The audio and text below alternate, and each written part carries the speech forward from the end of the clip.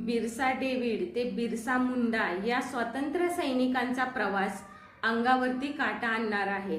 सुरुवातीला German mission स्कूलमध्ये सामील झाल्यानंतर त्यांनी नकळतपणे ख्रिश्चन धर्म स्वीकारला। 1890 मध्ये ब्रिटिशांचे चुकीचे धोरण समजल्यानंतर ब्रिटिशाविरुद्ध बंड करायला सुरुवात केली व पुढे ते धार्मिक नेताही बनले। त्यांनी आदिवासी लोकांना त्यांच्या मुळाकडे परत जाण्यास आणि ख्रिश्चन धर्मापासून दूर राहण्यास सांगितले।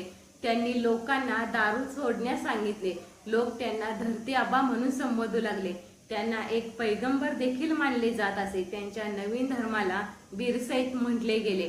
त्यांनी लोकांना भाडे आणि कर भरणे थांबविण्यास सांगितले।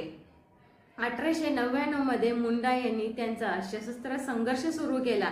त्यांच्या नेतृत्वाखाली लोकांनी पोलीस ठाणे, जमीनदाराची घरे, चर्च आणि ब्रिटिश मालमत्ता जाळून टाकल्या।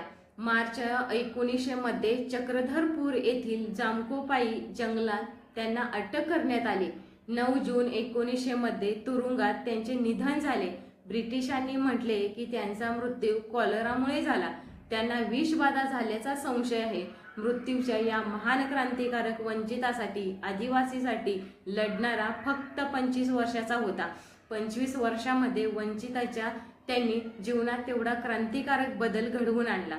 त्यांच्या या बंडामुळे सरकारला छोटा नागपूर भाडेपट्टा कायदा 1908 लागू करावा लागला आणि या कायद्याने आदिवासींच्या जमिनी बिगर आदिवासींना देण्यावर निर्बंध लादले। जयंतीनिमित्त या महान स्वतंत्र सेनानीस विनम्र अभिवादन। धन्यवाद।